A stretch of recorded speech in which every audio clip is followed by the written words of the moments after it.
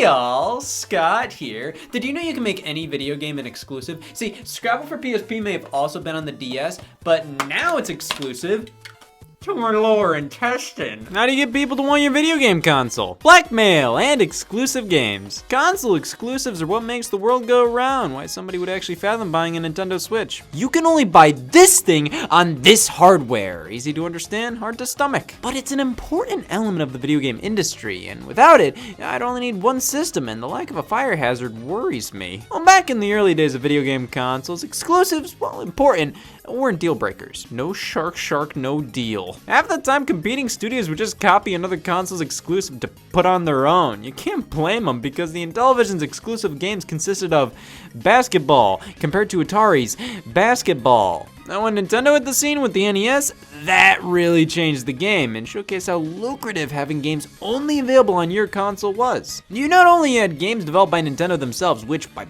would they put those on other systems? That's disgusting. You had the third-party games, which many of the most popular were made exclusive to Nintendo's platforms. This wasn't just because Nintendo was the only real option for them. I mean, not even if they were drunk. But also because the third parties couldn't go anywhere else even if they tried. Nintendo held a monopoly on them, saying if you make games for us, you can't make games for the other guys. Which is why the Sega Master System lacked confidence. You ever get told to just be yourself? Don't. A handful of games released on different platforms back then, but the big heavy hitters like Castlevania, Mega Man, Dragon Quest, these largely stayed exclusive to Nintendo's platforms for a while, outside of the oddball personal computer versions. Yeah.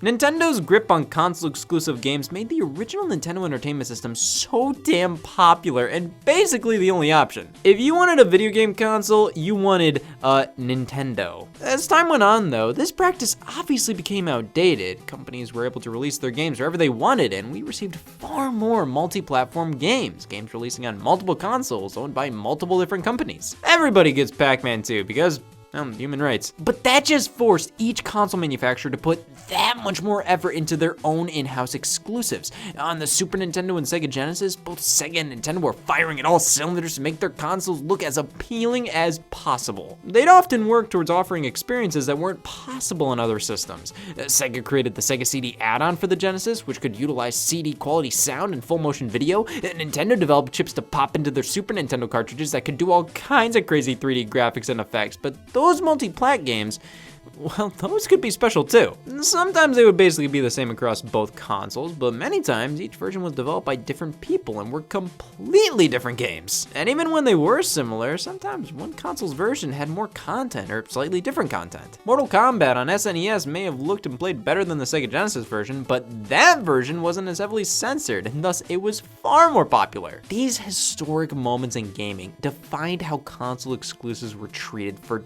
decades to come. Not only were they about exclusive games, they were about what was exclusively in the games. 60 minutes of exclusive content. What, are the loading screens different? Console exclusives turn us into animals. Like, it's humane for me to buy a PlayStation when I already own an Xbox, just to play a game that could run on Xbox, it just chooses not to. You are a stubborn little aren't you? This is a highly debated topic in gaming, whether or not console exclusives are good for the environment. On one hand, it increases competition. If PlayStation puts out an amazing game exclusive to its consoles, well, that's just more incentive for Xbox to wake the hell up. How do you get more people to buy your console? You put it all into a game that is legitimately jaw-dropping, something that becomes a system seller or killer app. On the other hand, if all games were multi-platform or we just had a console that played everything, then more games would be sold and less time spent on making the consoles better and more time spent on making just legitimately good games. Plus, it would actually allow games on the Nintendo Switch to look decent if they were played on a PC or a PlayStation 5. That looks fucked up. I can understand both sides of the argument, but let's take a look at what console exclusives are and have been over the past few decades and see exactly how we're getting all fucked over. So, exclusive games for a console, they may be only available on certain ones because they wouldn't work on others at the time. They may be only available on certain ones because the target demographics line up and producing multiple versions of a product can be costly, so narrowing it down to one system is for the best. They may only be available on certain ones because the developer and or publisher are the ones who make the console it's on. Of course, they only care about themselves. And then sometimes they're only available on certain ones because go f yourself. Nintendo platforms easily have the most exclusive games. I mean, at this point, they practically live off of them. The NES and SNES days are over and have been for a while. Developers no longer see Nintendo consoles as the only place to put their games, or if they make games for multiple platforms, they just have to get it running on Nintendo as well. Their systems have always had setbacks ever since the Nintendo 64, quirks that made it difficult to bring multi-platform games over, thus narrowing down the amount of games on here, which in tandem makes the console less appealing, so it increases the need for exclusive games to bring that appeal right back up. If Nintendo was a person, they wouldn't live past noon. The Nintendo 64's cartridges couldn't hold as much as the competition. The GameCube's mini discs, same story. The Wii was underpowered. The Nintendo Switch is underpowered. The Wii U was malnourished. Most of the time, I'm sure developers would love to bring their games over, but it's not as easy as you think. It's not like the only reason they don't is because the development kits smell bad. Jesus. But because of this, Nintendo relies on exclusive games more than any other company, creating their own with some third-party studios supporting them as well. And because of that, many multi-platform games historically didn't sell on Nintendo's platforms because they relied so much on exclusives. That was the reason most people bought their consoles. Who in their right mind bought Injustice on Wii U? I said in their right mind. I think being exclusive to a Nintendo platform gives off this vibe that all these exclusives, well, they're all part of the same family. A foster one. There's a certain feel to a Nintendo console, one that makes any game exclusive to it feel dirty on anything else. Ew. I think Nintendo's exclusive games are some of the most powerful out there. Even if their platforms are severely underpowered compared to the competition, many times they still succeed simply due to the library of Nintendo games. It doesn't matter if this console is garbage. It has Zelda, it has Mario, it has the games that you can find alternatives to on other consoles, but it's never the same. Even with all the kart racers available elsewhere, they're not Mario Kart, and customers know that. A game that's just like Mario Kart, but on PlayStation, that can only get a game so far, because it's obvious the person saying that would drop it in a heartbeat to play Mario Kart. Why doesn't Nintendo go third party and release their games on other platforms? Because of that. If people are willing to buy your hardware just for your games, most of the time just one game or one franchise, you'd be stupid to drop that old shtick. That's so much more money coming in. That creates an ongoing relationship with the customer. Nintendo really values their exclusives. How they started the whole only for iconography on the Super Nintendo, really hamming it up that this is the only place that you can play Uniracers. Go on, try it elsewhere, you little bitch. Games exclusive to Nintendo platforms often have that colorful, family-friendly feel, many times whimsical and focused on level-to-level gameplay compared to cutscene-centric stories, which is why games like Sonic, Super Monkey Ball, Bomberman, Rayman, they all feel at home on Nintendo platforms. But in tandem, many series that have been around for ages, legacy franchises that got their start on Nintendo, or they were around during the NES days, series like Dragon Quest, Castlevania, Final Fantasy, Contra, Tetris, Street Fighter, these games feel very at home on Nintendo as well, and in some cases have multiple exclusive games on Nintendo, and that goes for all platforms. If a series starts out somewhere, has roots surrounding this console, chances are it's gonna stay fairly close to home. Until Child Protective Services comes by. What do you say when your child is taken away from you? Ooh, that stings. Nintendo's exclusives mean a lot to them, which made it pretty brutal when they all went away. So that just meant they had to try that much harder to get third parties to make exclusive games on their platform. That also meant Nintendo had to publish games that they usually wouldn't publish.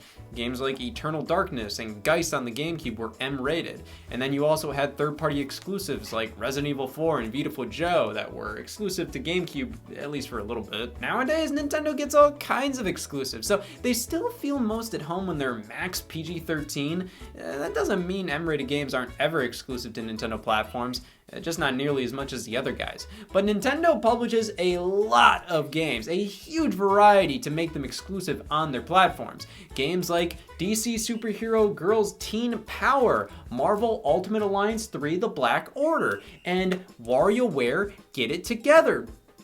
What the f is this? Most companies have a pretty good idea these days of what works on Nintendo as an exclusive and what doesn't, so if it fits the bill, it might just make the cut.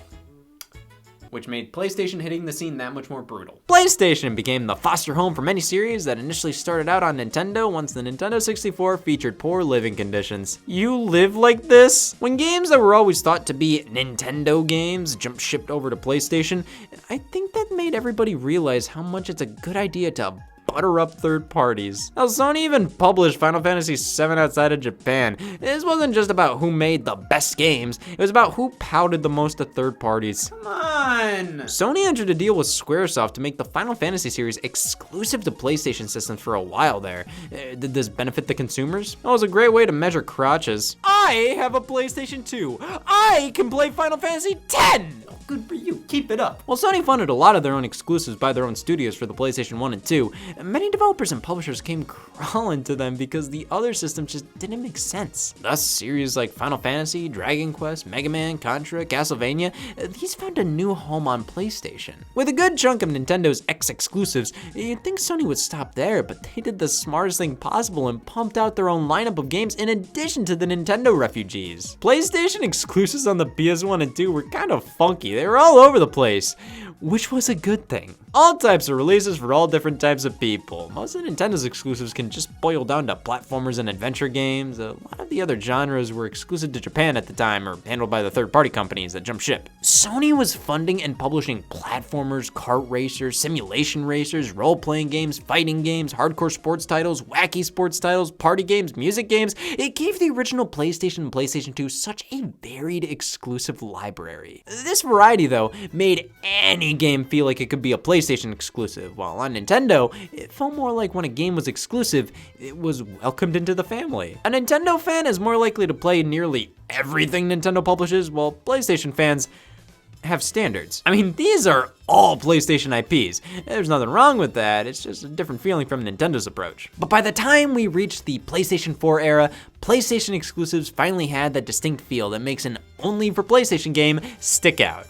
Hope you like the back of necks. Something changed with the PS4 because most of Sony's exclusives all felt like variations of The Last of Us. This was a huge critical and commercial success, so I'm sure they looked at the cinematic game with engaging and deep gameplay on top of a gripping dramatic story and said, that's our version of the Nintendo 2D platformer. Days Gone was Sony's Ziplash. Sony would publish games that were all over the place in terms of style, genre, age rating. They weren't like Nintendo in the sense of a lot of synergy between games, but there was still a little bit, enough to make each game feel like a PlayStation game. Not a ton though. I think Sony had more variety though, but that variety meant that not a lot of PlayStation fans cared about everything exclusive to the PlayStation brand.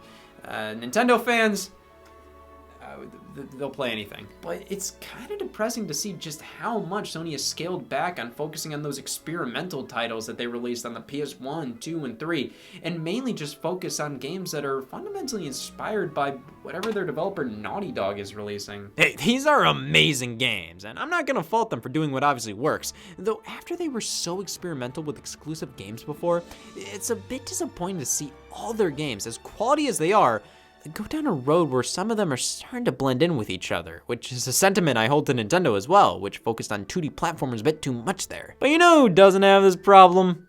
Xbox.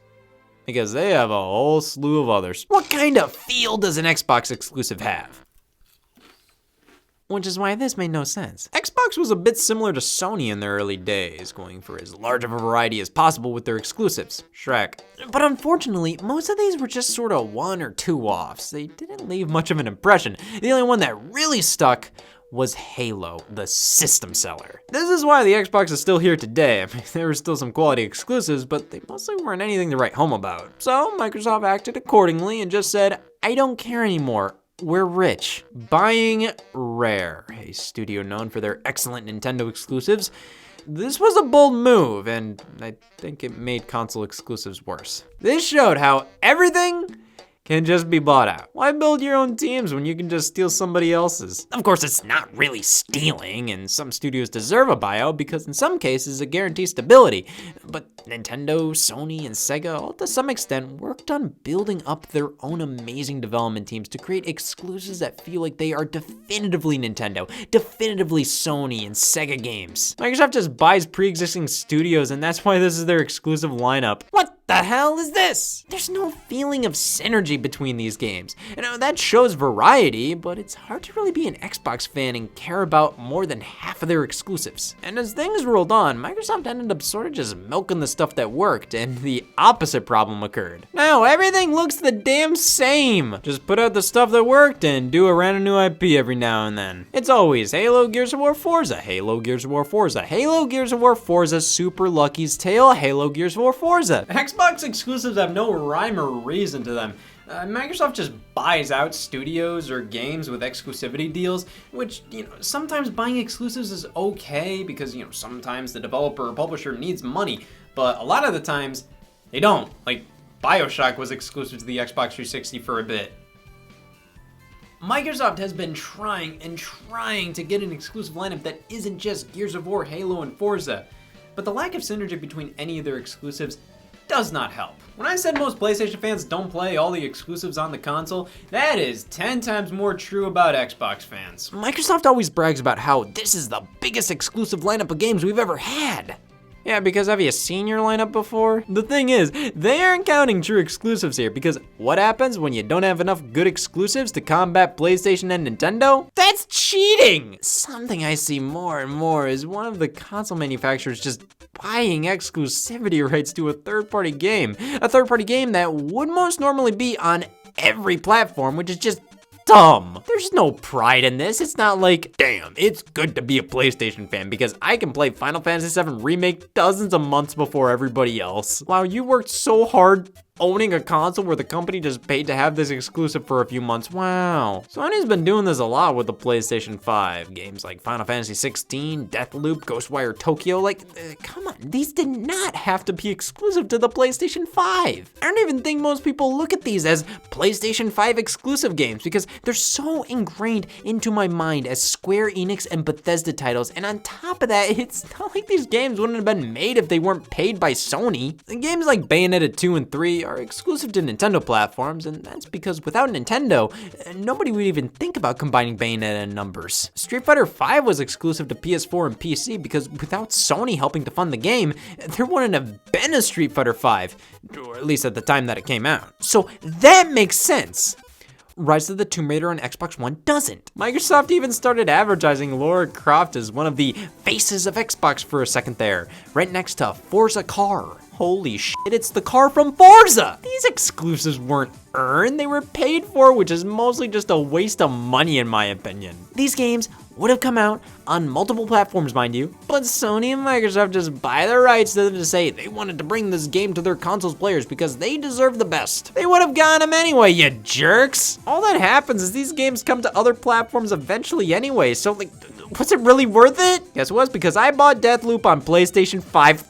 Damn it! Timed exclusives are garbage. It's like, who wins here? You get satisfaction knowing only your kind can play Dead Rising 4 for a year until it comes to PlayStation 4? Everybody give a round of applause for these people. They own an Xbox. Xbox does a lot of these timed exclusives, but more recently they shift over to a strategy involving their exclusive games coming to PC day and date with the Xbox release. And that's something you notice across the whole industry. A shift towards embracing the PC as not a competitor, but a partner in crime. It's pretty obvious you aren't gonna pry people away from their PCs.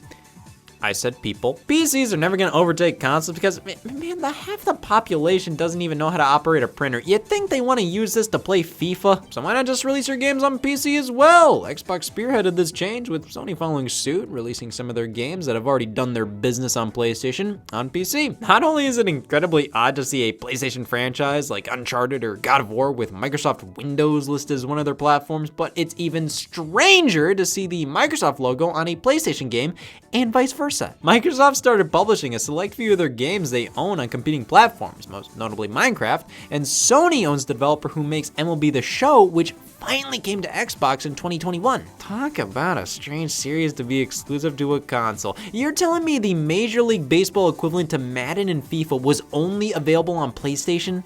That's not fair! They finally wised up, and while a PlayStation-owned studio was still developing the game, MLB The Show 21 released on Xbox consoles. You kill it! Exclusives are simultaneously becoming less lucrative and more lucrative for these companies. On one hand, they're doing more releases on not only PCs, but competing consoles, though on the other, Microsoft, why did you pay for Yakuza Like a Dragon to not be on PlayStation 5 for 4 months? That's just petty. Yeah, a lot of console exclusives feel more like dumb ways to make your customers feel better. Like, is there any real reason for this to be exclusive? Outside of giving me a reason to scream at Xbox owners? There's still competition in the air, and it's called exclusive content. If you play Avengers on PlayStation, you get Spider-Man. What is this called?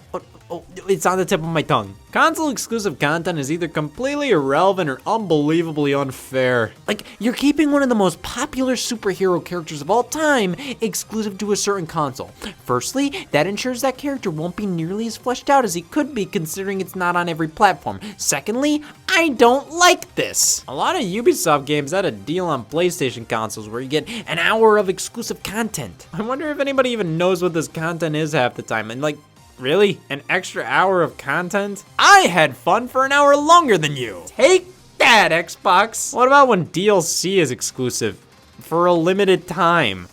We win? Exclusive DLC. So, first off, wow, because I made the right choice on which console to buy, I am rewarded with being able to buy something the other players aren't. Wow, impressive work, Scott. Fighting games get bad with this kind of stuff. Locking characters behind different consoles, either as timed DLC exclusives or just flat out, you can only play this character on this console. Sometimes this can be kind of cool, most notably Soul Calibur 2 on GameCube, PlayStation 2, and Xbox. Each console got an exclusive character. But you can never pit Link from the GameCube version up against Spawn from the Xbox version, or Heihachi from PS2, which that's literally what fighting games are all about, all the different matchups. Now, while there's problems with this tactic, it was still really cool to get exclusive characters via each separate platform. It really did take advantage of the fact that this game was a multi-platform game.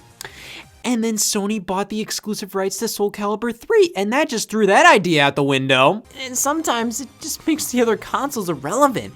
Street Fighter Cross Tekken had 5 characters exclusive to the PlayStation versions. Why would you even bother with the 360? I think it's a fine way to play the game, but if you want to play a fighting game, you probably also want to play with all the different characters and be able to fight all the different characters. And then there was Mortal Kombat in 2011. Kratos was exclusive to the PlayStation. My God, Sony, what is your problem? Yeah, this stuff is cool. Like, that reveal trailer showing Kratos, that was amazing, but it just overcomplicates things and makes one version of the game almost worthless. But this is what gets people excited. This doesn't. Wow, Mario and Luigi costumes in Rayman Legends and Rocket League. Like, that's kind of cute, but to any Nintendo fan that seriously said, that's it, I know what version I'm gonna get. Holy shit, man, I'm sorry. I mean, these things are pretty bare minimum stuff. Zelda items and suits and Skyrim on Switch, exclusive costumes and Super Bomberman R. But then you get the exclusive bonus levels in Shovel Knight on Xbox and PlayStation, and it's like, these are so cool, god damn it! The more I look at exactly how much goes into exclusivity rights with certain games, the more it bugs me. Like, Call of Duty isn't exclusive to any platform, yet Microsoft had the advertising rights with it, so whenever they show Call of Duty, it would be on Xbox. And then Sony took that over a few years later. It's like, what's the point? That money could go into making your own amazing exclusive, or working with a third party to get something made that normally wouldn't have been. Instead, that trademark Nintendo corner or Xbox stamp or PlayStation font means too much to these companies. Sometimes I think exclusivity can hurt. Like, the Resident Evil series was exclusive to GameCube for basically that whole generation, and because of that, not as many people played it. Rise of the Tomb Raider being on Xbox One honestly made it so not as many people really talked about it in comparison to Tomb Raider 2013. Monster Hunter Rise is awesome on Nintendo Switch, but it being an exclusive does limit its visual potential as a sequel to the PS4 and Xbox One game Monster Hunter World. I think exclusivity makes sense under various contexts. Sometimes some games only really work on one piece of hardware due to a certain controller or accessory or the amount of power necessary. Maybe you want to make a smaller game and handheld makes more sense. Maybe that's all you can afford to pick one console to develop for, so you have to make it exclusive. But when we get down to this kind of junk, it just needlessly complicates things. This is more about bragging rights than it is about selling games and consoles. It's a cheap blow to competition when these companies could be spending time actually developing amazing exclusive games, but no, let's pay Ubisoft to spit in our game! Well, that's at least 60 minutes of fun right there. Hey y'all, Scott here. Divorce rates are rising, so thought I'd help with that. I need to rethink my pricing. The console exclusive, a reason to purchase said console, or something to make pre-existing console owners realize. It's true! My is big! These games you always associate with a specific console brand. Mario, Zelda, Pokemon on Nintendo, Uncharted, God of War, Ratchet & Clank on PlayStation. Sneakers. Exclusives are more than just incentives to own a system. They can be that system's entire identity. So, when a game we've always seen as an exclusive to one specific console jump ship to another, or more specifically, a competitor, I'm just gonna say it, it's an out-of-body experience. Where am I? X-exclusives is what I like to call it. Games that were once exclusive to one system now spreading the good word around town. Many don't care for exclusives as they believe that's suppressing innovation. If Nintendo just released their games on the PC, I'm sure 2 of your problems would be solved. See, if we didn't have to deal with the graphical caps on consoles like the Nintendo Switch and everything just released on high-end PCs that everybody owned, well, your copy of Loco Roco would look a whole lot better. Plus, it's good for the consumer. The more options, less reason to buy a console that has nearly all the same features, same specs, same games as the one you already own just for one title you want. Let them go all over the place. Oh, hey, my wife is fucking everybody in the neighborhood. Good for the consumer. And the biggest supporter of this movement is easily Microsoft. Nowadays, they publish a few select titles on both Nintendo and Sony's platforms, but they've been at this for longer than you may think. What? Microsoft, the best of entertainment pack for Game Boy Color, a collection of casual games you'd find on Windows PCs. We got Free Cell, Minesweeper, Ski Free, some serious classics anybody with a Windows PC from the 90s and 2000s would remember being pre-installed on their computers, now playable on the same hardware as... take your pick. This is bizarre to look back on, but keep in mind, Microsoft wasn't a competitor in the console space yet. It's like how Sony technically published some games themselves on Nintendo systems prior to the PlayStation. Doesn't make it any less interesting. Hell, they did a few more Game Boy Color games, another entertainment pack release, 6-in-1 puzzle collection, and Microsoft Pinball Arcade. These may all be just Game Boy Color versions of crazy simple pre-installed Windows games most people play when there was nothing better to do, but these games were iconic time wasters for a reason. As basic as they were, for a brief moment, they kept us from thinking about war. So having these on the go to whip out at a moment's notice, it makes a ton of sense. Connectimals on the iPhone. How was it a Connectimal then? So one of the big games Microsoft pushed alongside the Kinect peripheral for Xbox 360 was Connectimals. Interact with a virtual pet with the aid of the Kinect motion sensing camera. A year later, a version for mobile phones released, and the reason I haven't brought it up until now is I've been trying to figure out my response to this ever since it happened. I finally did. I don't know. You can't use the Kinect here. Why is it still called Connectimals? You know, Microsoft has a bit of history releasing or at least licensing their games for release on handheld platforms. They may have purchased the developer Rare, who made countless games for Nintendo, and while they could only make console games for the Xbox line, they could still develop some Game Boy Advance and Nintendo DS titles, albeit not published by Microsoft. Viva Pinata Pocket Paradise, that was a trip to see. It may be its own original game for the handheld, but it's still a Microsoft-owned series on Nintendo, which isn't so wild anymore. In 2014, Microsoft bought out the company Mojang, developer of Minecraft, a game already on numerous platforms, a game promised for release on competing platforms, and Microsoft pledged to keep Minecraft on all of them, while also expanding to new territory. Some call it an invasion. Yeah, taking Minecraft Wii U Edition, or PlayStation 4 Edition, Vita Edition, new 3DS Edition, but whatever, turning them over and seeing Microsoft Studios on the back was surreal. And later on, when Mojang updated the game, you could sign into your Xbox account on the Nintendo Switch version of Minecraft and get Xbox notifications on that platform. Minecraft was simply too big to keep exclusive to one platform, though. Sure, Microsoft could have very easily delisted and recalled all the other versions and make the series an Xbox exclusive.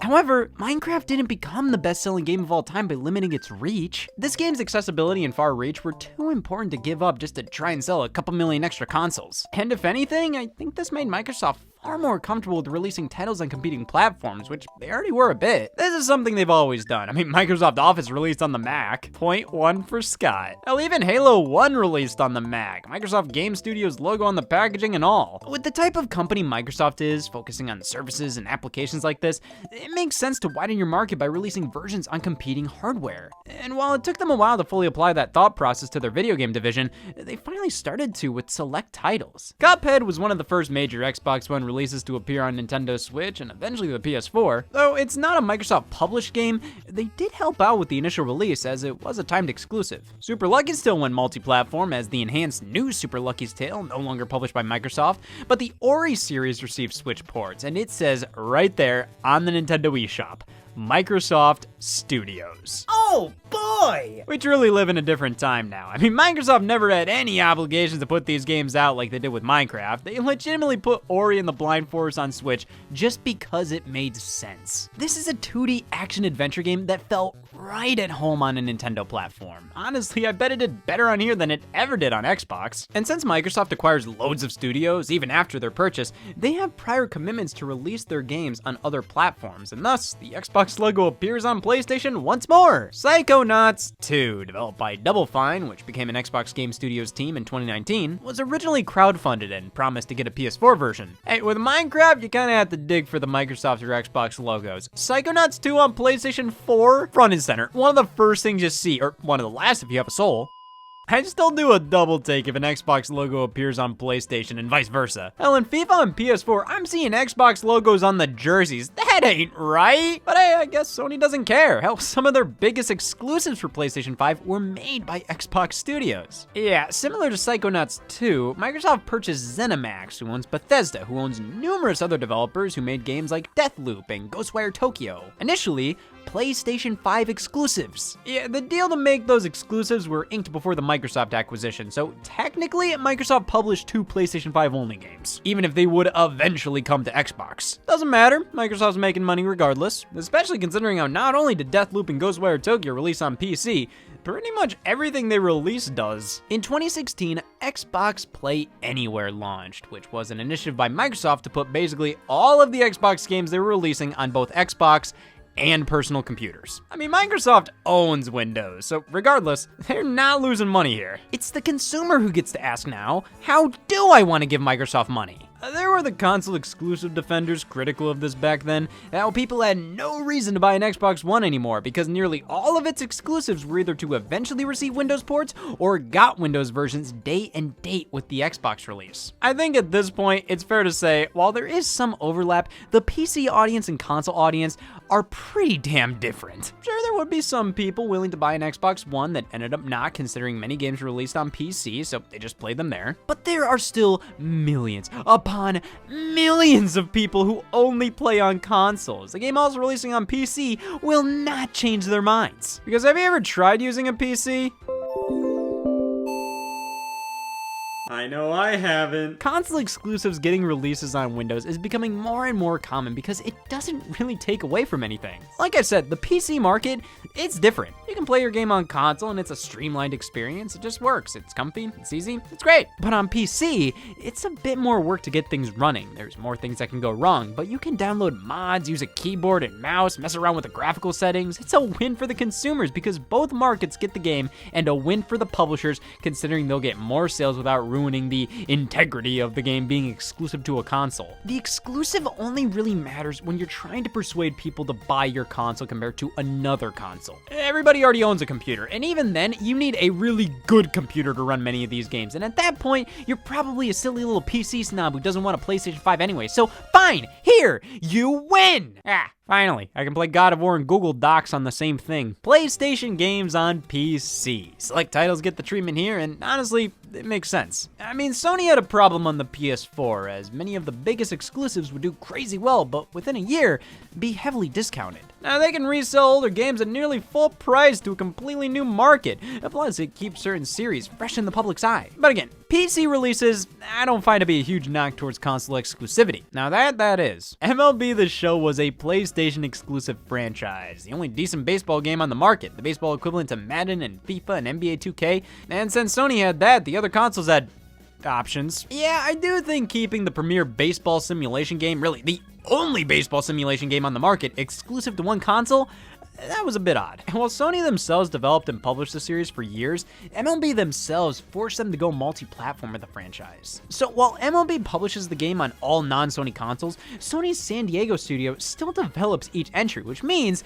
we have Xbox and Nintendo games with the PlayStation logos on them. God, this is fucking gross. Better than PlayStation Vita pets fucking off to Android phones. This is Connectimals all over again. However, debatably, the biggest lost exclusive of Sony's wasn't Godfall. Crash Bandicoot and Spyro the Dragon, two of the biggest names during the PlayStation era, characters you can't help but associate with Sony. It's a problem. So I guess Universal Interactive Studios owned the rights to both of these characters and made a deal with Sony for them to publish them on PlayStation as exclusives, though when that deal expired, they saw potential in the popularity of both characters and decided to go multi-platform. Thank God. The original developers of the franchises, Naughty Dog and Insomniac, mostly stayed with Sony afterwards. Insomniac would do a couple multi-platform games and also a game exclusively with Microsoft on the Xbox One before being bought by Sony outright in 2019. So that left Crash and Spyro to hop around from developer to developer, publisher to publisher before falling into relative obscurity outside of appearances in Skylanders. However, the first 3 PlayStation Crash Bandicoots were remade from the ground up exclusively for the PlayStation 4 in the Insane Trilogy, which later went multi-platform, meaning we have PlayStation-owned and Naughty Dog-developed games on Nintendo Switch. They may be assholed and remade by another studio, but that's still kind of wacky. And then Xbox bought the current owners of Crash and Spyro Activision, so what once was a PlayStation exclusive franchise became an Xbox one. Well, at least when Sony bought Insomniac Games, they got the rights to the Xbox exclusive Sunset Overdrive series, so who's laughing now? But Nintendo must be the most cold-hearted, lockdown company when it comes to spreading exclusives all over the place. Chances are, if it's a Nintendo exclusive game, it's staying a Nintendo exclusive game. What? Let's start off with the biggest mistake of my life. Many games that were once Wii U exclusives ended up getting re-releases on Sony and Microsoft platforms. First example, the wonderful 101 on PlayStation 4.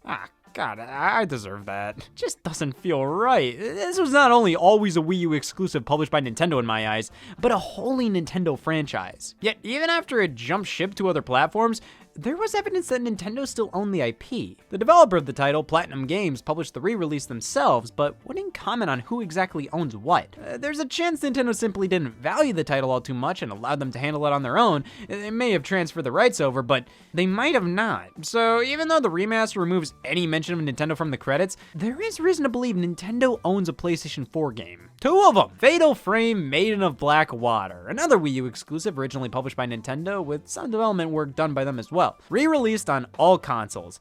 It's weird. While Nintendo published the Wii U version, they didn't publish the Nintendo Switch release alongside, obviously, the competing consoles. But the Nintendo Switch version has their name in the credits, though the other platforms don't. So like, why are they here if they didn't publish this release? Same with Fatal Frame Mask of the Lunar Eclipse, originally a Japanese-only Wii game published by Nintendo and developed partially by them. It later got a re-release everywhere, which means there are now multiple instances of Nintendo-developed games playable on Xbox and PlayStation. Ninja Gaiden 3 Razor's Edge and Lego City Undercover experienced similar fates, though they were simply just published by Nintendo, so nothing crazy in terms of development. I always found Nintendo pushing for an exclusive Lego game to be odd. Like, guys, you get Lego games on your consoles no matter what. Why not push for a game you may not get on your system otherwise? Devil's Third. Where? Oh, I've talked about this game at length. I may be the only person who can look you dead in the eyes and say I beat it. Originally meant to be an Xbox 360 and PlayStation 3 game published by THQ, eventually Nintendo saved the game from cancellation, making it a Wii U exclusive and assisted with development here and there. Satoru Iwata is even listed in the game's credits. This is just as much of a Nintendo game as...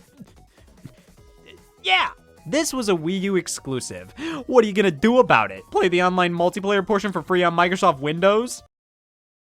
And for my next trick, I'm going to shut the f*** up. Devil's Third Online. Now, I believe Nintendo probably assisted development solely on the Wii U version of the game and in tandem, the single-player campaign. And they don't own the trademark to Devil's Third. The developer Valhalla Game Studios did, so I don't know if this is truly a Nintendo game on PC. But regardless, I don't know why sometimes it's sad to see a game go multi-platform. It should be a good thing. More people get to play it. But when you turn Zombie U from the Wii U into Zombie from the Xbox One, that's just depressing.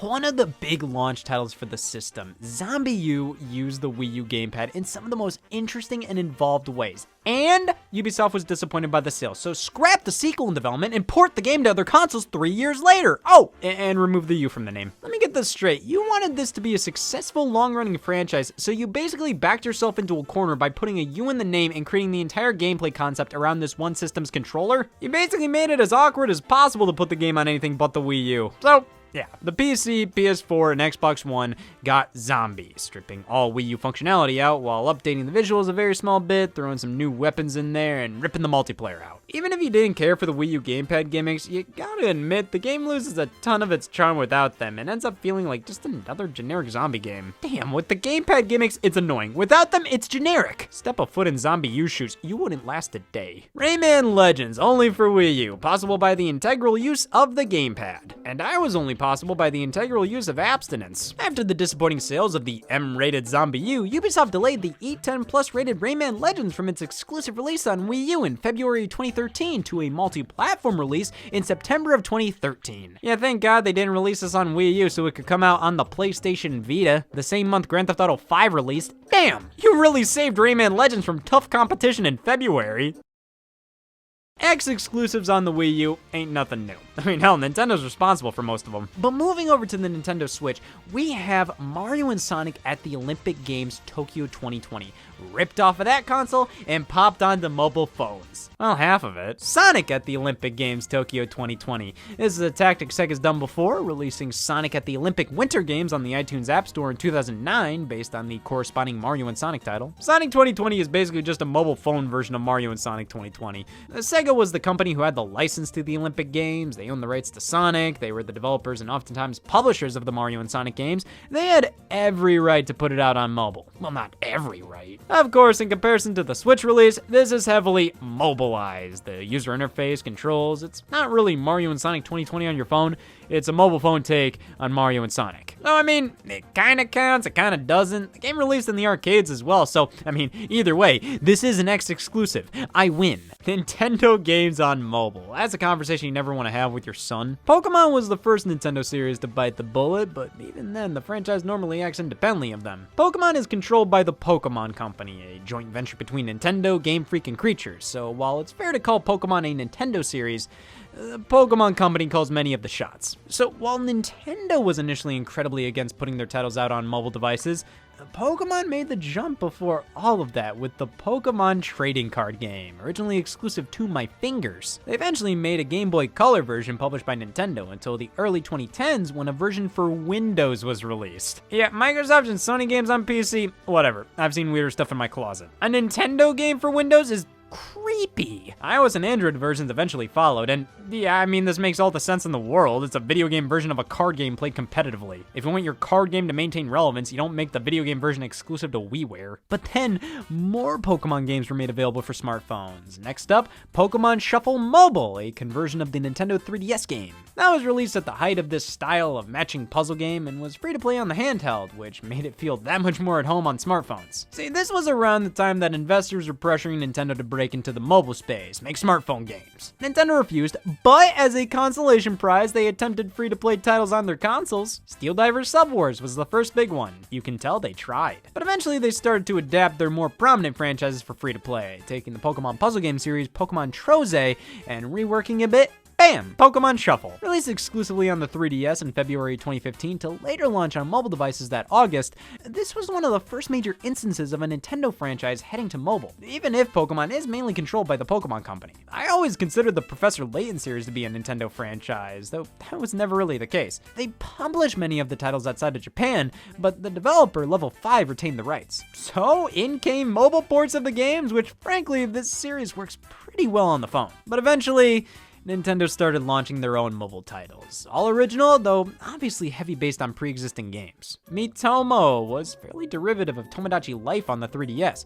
Super Mario Run took most of the assets from New Super Mario Bros. U. Animal Crossing Pocket Camp, Fire Emblem Heroes, Mario Kart Tour, all similar to their 3DS counterparts. These are all original games, but to see first-party Nintendo on other platforms at all is still kind of bizarre. Though mobile gaming is a similar beast to PC gaming, in the sense that putting your games on there doesn't take much away from that game or series being exclusive to a certain console. The markets are just different. Way more so mobile than PC, by the way. Which is why Sony and Microsoft have put out mobile renditions of their franchises in addition to Nintendo. But Nintendo's gone further than that. Not just mobile-specific versions of their series. There was a time where they made some of their most beloved and prolific Wii games available for The NVIDIA Shield Android Micro Console. Yeah, so NVIDIA supplied Nintendo with the chipset for the Nintendo Switch, the Tegra X1. I assume because of the deal between the two companies, they reached an agreement to put select Wii and GameCube titles on NVIDIA's platform line, the Shield. Only in China though. So the NVIDIA Shield is basically just an Android device. There's a tablet version, a TV set-top box version similar to a Roku, Amazon Fire TV, Apple TV, etc. China has some wacky laws when it comes to video games, so companies oftentimes have to find loopholes to get their products out there. Case in point, the iQube player, a Nintendo product released only in China for that specific market.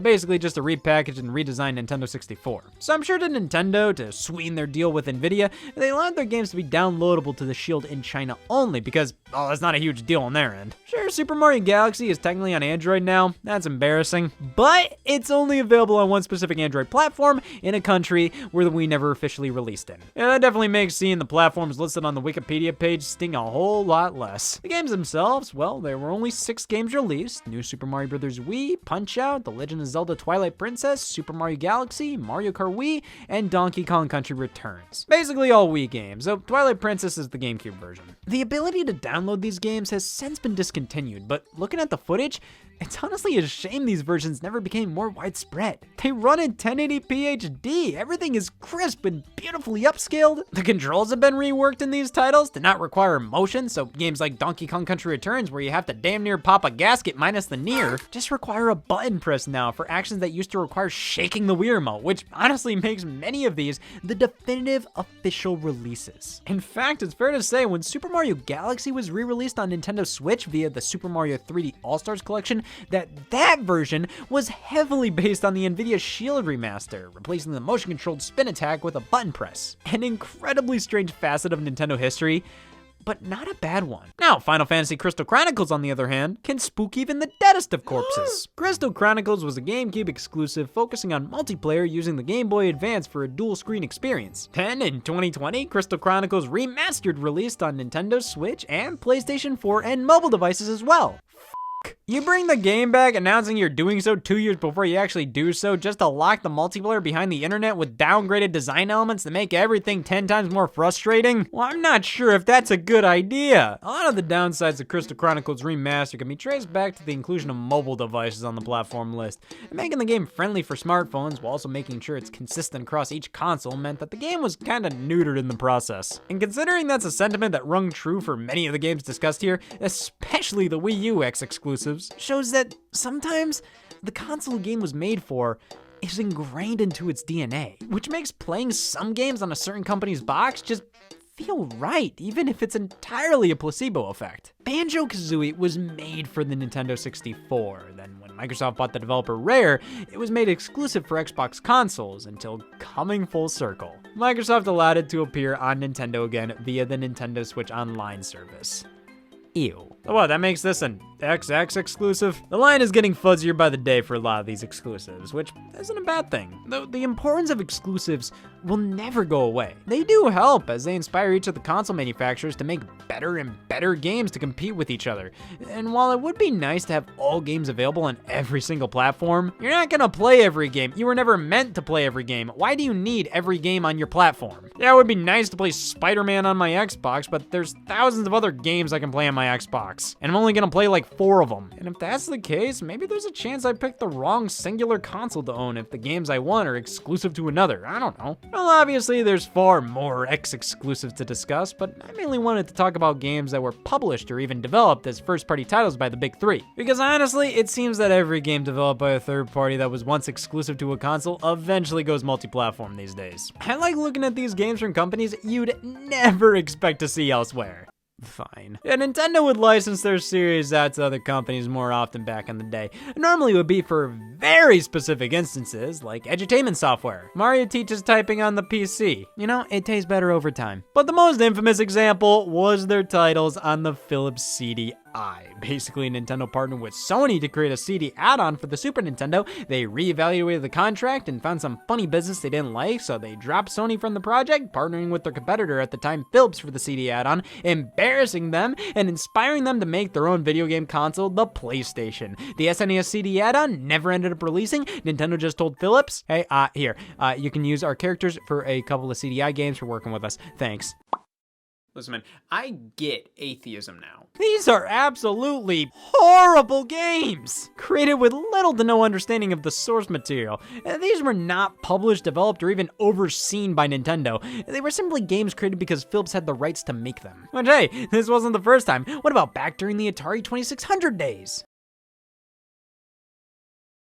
Yeah, Nintendo on Atari, ColecoVision, and television, even computers at the time. Because remember, these were arcade games originally, and pretty much every arcade game came to home systems, which in Donkey Kong's case was handled by Coleco, who bundled it in with the ColecoVision and made damn well sure the Atari and Intellivision versions stunk. What is that? Some kind of bad-looking monkey? Companies still had the rights to make ports of Nintendo arcade games for a bit after the launch of their own system, the NES, which is why the Atari 7800 has a version of Mario Brothers, Donkey Kong, and Donkey Kong Jr. But Super Mario Brothers, that was locked down, only for the NES. Or was it? Super Mario Brothers special for Japanese PCs. Yeah, the developer Hudson Soft got the license from Nintendo to develop and publish a PC port of the game.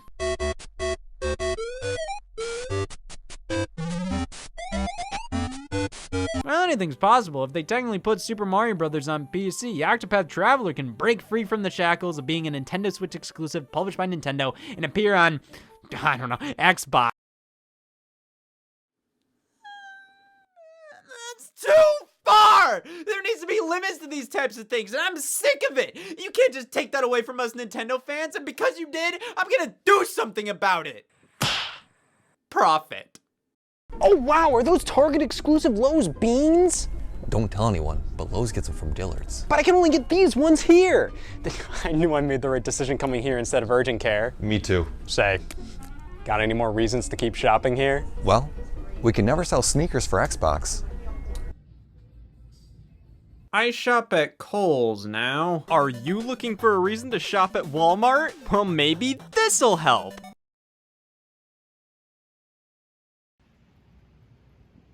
The retailer exclusive, a funny little tactic used by many a company that's oftentimes beneficial to both parties.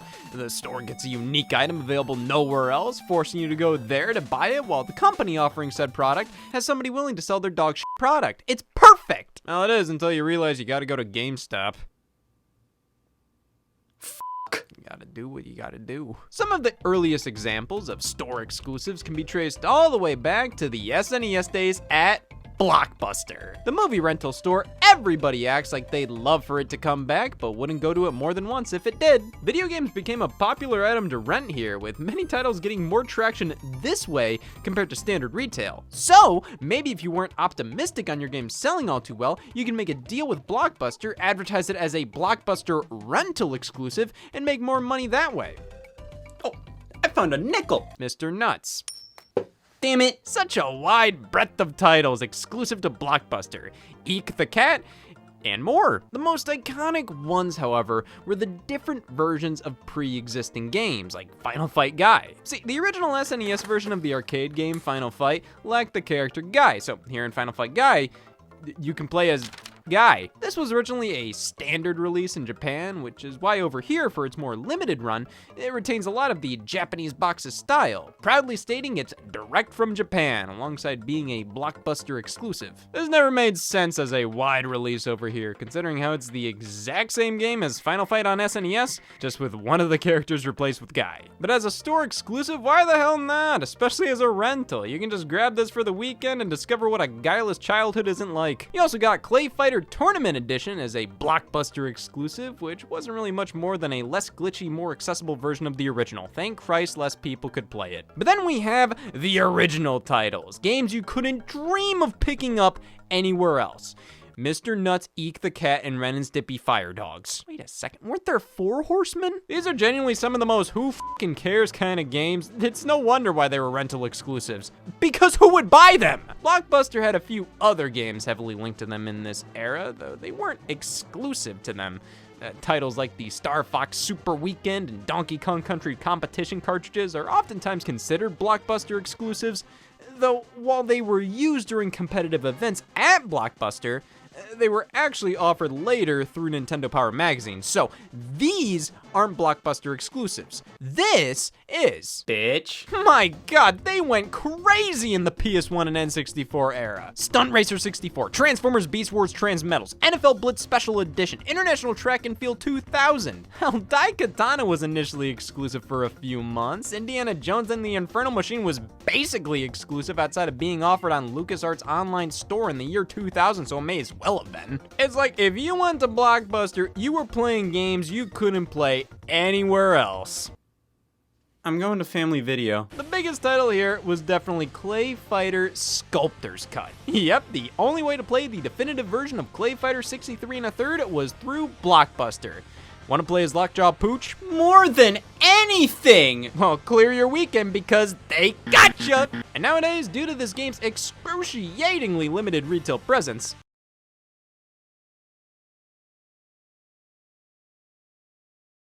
later down the line, we got Freestyle Street Soccer on GameCube and Xbox as an exclusive, and a handful of standalone expansion packs for Outlaw Golf and Volleyball. Wait, do you hear that? It's you giving a shit. Wait. There it is. Yeah, as early as we can go, I think we can already see the point of store exclusives here. Does this have market potential? Well, let's see. This was where already developed and produced games that nobody wanted came to die, with the faint hope somebody would consider renting them for a weekend. Indiana Jones and the Infernal Machine is probably the only game here I'd question. I feel like that would have done fine out in the real world, but no, instead, it's stuck here with the nosebleeds. I'll meet the cat. Now, thankfully, not all retailer exclusives were as dire as these, but they're just as dumb. Ratatouille on the original Xbox, exclusive to GameStop. The gamers won. Listen, this one sounds weird initially, but then you get a reality check, alright? So, this game released in June of 2007. The Xbox 360 launched in 2005. The original Xbox was discontinued in 2005 and always targeted a more mature and hardcore audience. This game was coming to every goddamn platform ever made already, but nobody was buying original Xbox games anymore, and nobody is also not interested in movie tie-in kids games. So, this version of the game probably had the least going for it at the time. Now, canceling it wouldn't have been a huge deal. The number of kids who only had this console in 2007 dying to live a day in Ratatouille's shoes, I mean, they must be out there. So just releasing it at GameStop? Sure. I feel like GameStop is the store you make super niche core experiences exclusive to, whereas Ratatouille would fit better at like a TJ Maxx. But could you really sleep at night if the Xbox port of a game with 10 other versions didn't release? Well, I could, but keep in mind, I'm deranged. So thank you, GameStop, for making sure I could buy Ratatouille for Xbox. Well, I could, but keep in mind, I'm deranged. And GameStop really pulled through for us with this one. Wait, is that another game in need? GameStop, oh god, do your magic! Xenoblade Chronicles. This game had one hell of a road to launch here in North America. Originally it was supposed to, with no caveats. It got a trailer at E3 2009 titled Monado, Beginning of the World. Then, exactly, not a damn peep. It launched in Japan in June of 2010, eventually released in Europe, fully translated to English a year later, all while Nintendo of America was busy elsewhere.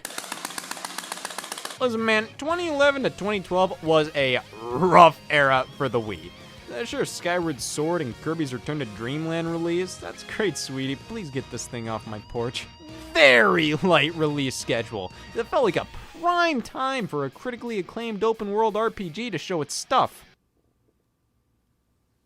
Okay, so nowadays, most games Nintendo publishes get a worldwide release, but back then, I was genuinely concerned we weren't gonna get Kirby's Epic Yarn. Yeah, Xenoblade isn't the most mainstream game out there, but for f***'s sake, that same year, they had no problem publishing Spirit Camera over here. Their resistance to put this game out in North America was so confusing. Fans came together to form Operation Rainfall, an initiative to urge Nintendo to release this alongside The Last Story and Pandora's Tower stateside. 3 games that were already in English. They were coming to Europe, their work was already done, they just had to print the discs. Nintendo of America's response? Don't you guys have passports? They said they had no plans to release any of the games at the time, though that would quickly change as in December of 2011, it was announced Xenoblade Chronicles would be hitting North America in April of 2012. yourself. Only at GameStop. You know what got a wide release here in the States? Yeah, thank God. If I bring this anywhere near a Target, I'll be shot. And later down the line, GameStop took wind to the fact that the game was going for higher prices on the secondhand market. Thus, took new stock they had, opened them up, and sold them used for $90 so they can make a far greater profit. Damn! And things were going so smoothly. Well, if you're gonna make a game exclusive anywhere, GameStop makes the most sense. Regardless of any funny business they pull, they're the video game store, which is probably why they felt they had what it takes to release their own games. Introducing Game Trust Games, GameStop's publishing brand. Now, GameStop won't have to wait around for a Nintendo to throw them a bone with a game they don't want to take a risk on. They can lure in customers themselves with their own store exclusives. Must-have titles you can't buy anywhere else. This is the Game Trust lineup. I'll take the spider. Yeah, none of these really spoke to me, though. To be fair, there are some big names behind these titles. The Game Trust's first game, Song of the Deep, was developed by Insomniac. Then Tequila Works did The Invisible Hours, Ready at Dawn did Deformers, Frozen Byte did Has Been Heroes. These were well-known, beloved developers responsible for GameStop-published fuck-ups. Yeah, none of these were particularly great. They're all pretty nothing games, and in the case of Deformers, I mean that literally. The only reason anybody cared about Has Been Heroes was because it was one of the very few physical Nintendo Switch games available in its launch month. The only reason anybody cared about Song of the Deep was because it was developed by Insomniac, and the only reason anybody cared about The Invisible Hours was because they felt bad nobody else did. Doesn't really seem like these made GameStop a force to be reckoned with in the publishing sphere, as this was basically all they did. Just makes sense to stick to what you know. Nothing. Just take exclusives when they offer themselves to you, like Ultimate Marvel vs. Capcom 3 on PS4 and Xbox One. That was GameStop exclusive. For some reason. This launched when the new game Marvel vs. Capcom Infinite was announced, so maybe they limited this to focus on that title instead? Well, why even release this in the first place? Around the same time, Secret of Mana on PlayStation 4 was made available only at GameStop. Thank God, I'm safe here. What a dumbass this was. So they remade a few classic Final Fantasy games in 3D on the Nintendo DS, and this felt like they were trying to do that with Secret of Mana, not on the Nintendo DS 10 years later. This would have been far more accepted back then, but on the PS4, this just looks and feels so damn cheap. And that's not to say it's a bad remake, rather, it's just kinda there. You know what that means, right? Oh!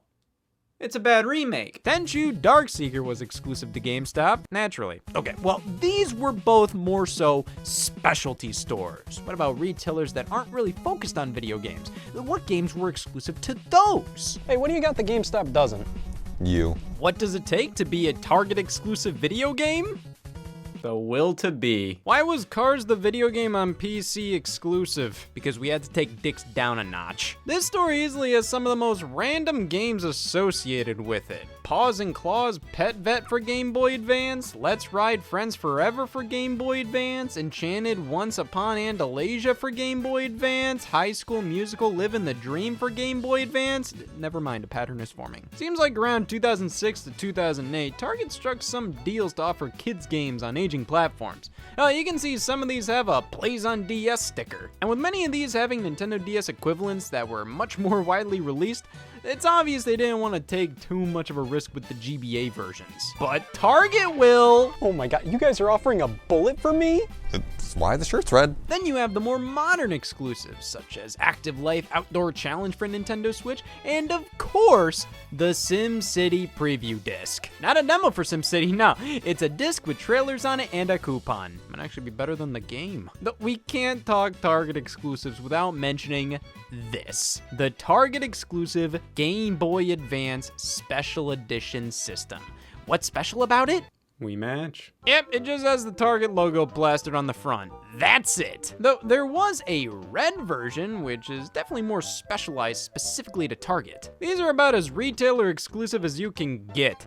I only say that because I'm terrified what further looks like. Why would you want the name of the store you bought your system from permanently scarred on it? And it's not even a specialized shop like the Nintendo store or something. I buy bread from here. But I'd be lying if I said I didn't find this stupidly charming and novel. I mean, the Target Game Boy Advance. AutoZone Cheese Nips. Special edition systems seem pretty well suited for this practice. Instead of developing a whole ass game just to sell it at Menards, you can just smack a paint job on a console and boom! My loyalty has been rewarded. Sticking with the Game Boy Advance, the SpongeBob SquarePants and Pikachu Game Boy Advance SPs were exclusive to Toys R Us. Two pretty damn popular characters to make exclusive systems for just one retailer. I gotta say, I'm impressed. I assume other stores got pretty cool exclusives as well, so let's make that assumption a reality. Walmart got the Lagoon Edition, the most popular store in existence. What do they get? An advertisement for Toys R Us. Holy shit! The amount of Toys R Us exclusives is insane. The Pet Adoption Center, Bratz Babies, Baby Life, Fairyland Melody Magic, Cookie Shop, Moto Racer DS, Beyblade Metal Masters, Pets Horses Family. Now, Pets Horseshoe Ranch, you can buy that shit anywhere. DS games were churned out like butter. That's fast. So of course, while many of these were Toys R Us exclusive, they were cookie cutter, copy and paste type of games you could find a million alternatives for elsewhere.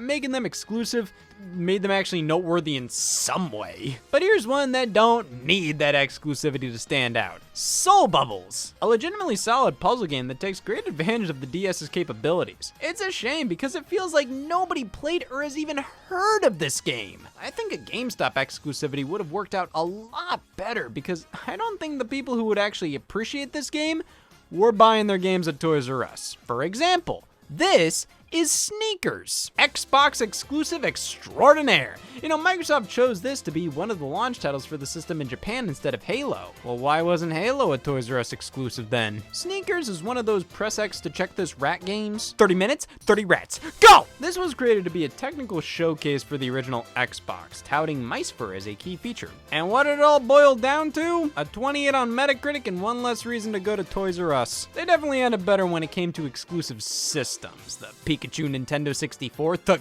gold Nintendo 64, the black Game Boy Advance? Really? Out of all colors to make retailer exclusive. Oh, no poos. I just wish any of these designs scream Toys R Us. I mean, this is a toy store for crying out loud. Give me a Game Boy that looks like I bought it from one.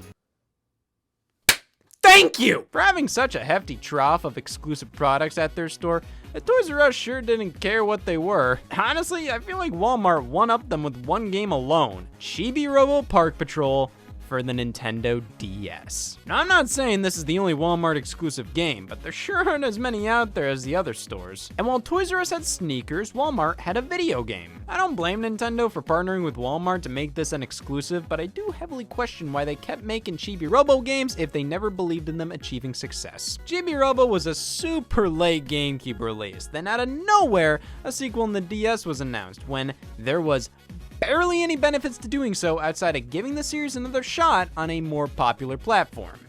And now there were none. Most of the video game exclusivity you'd find at Walmart and countless other stores are the retailer bonuses. And these aren't games that are exclusive in of themselves, rather you get a little something extra for choosing Kmart because nobody else did. Sure is a lot of the box art you're obscuring just to tell me I get character decals. And character decals in French. Has this stuff ever persuaded anybody to buy from a different store? If anything, it makes me want to stay away. I don't want my copy of Country Dance 2 to remind me where I bought it. That's the thing. Almost every instance of this practice involves this being printed on the cover art. Why isn't it just a sticker or something? Feels like it's some cheap marketing tactic. Now, every time you pull the game off your shelf, Oh yeah, I almost forgot. Walmart. However, with the constant rise of online shopping, store exclusivity is becoming a whole lot more popular in completely new ways. Online retailers like Amazon are pretty solid choices for exclusives, considering more niche-er experiences that were probably going to be mostly bought online anyways. Stuff like Gravity Rush Remastered and the Sega Genesis Mini 2. But then we have digital marketplaces with the Epic Game Store. To the PC! Pretty much every PC gamer has always used Steam to buy their digital games and access their libraries, but in comes the Epic Games Store with a lot of cash to give to every publisher to make their release at the very least a timed exclusive to their marketplace. Now, what does that mean for the consumer? Now you have to use different apps for different games. Is this some kind of atrocity? No, it's just kinda dumb. And even worse, it makes you feel like an idiot for complaining about it. Oh, I gotta use a different store to buy this game? What the hell was I just doing? To be fair, this is like going from one store with all the amenities and products you could ask for to a store this is just a worm. So it's completely understandable to be annoyed, but hey, it's good to have competition. Much like it's good to have a Whopper right about now. It isn't. But it brings us to the retailer exclusive to end all retailer exclusives, the Burger King games. Do these count? Well, I can buy things that aren't food at Burger King, and making this a retailer. Xbox games you could only get at BK for $3.99 a pop. A Big Bumpin', Pocket Bike Racer, and Sneaking. I gotta admit, this was always really cool. Honestly, one of the best fast food toy ideas of all time. A full-fledged Xbox game? Hell, one of 3! That's amazing! And then you play the games.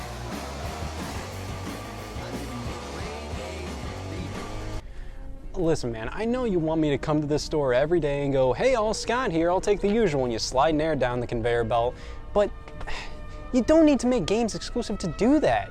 You can just offer quality services and products, and I'll show up. You don't need to make Cars on PC exclusive to make me show up at your store. Damn. Well, if offering better quality and services will bring you in, there's only one thing I can do. I will find the kid who played Ratatouille on Xbox. Will you also still offer Cars on PC? Yes. Okay.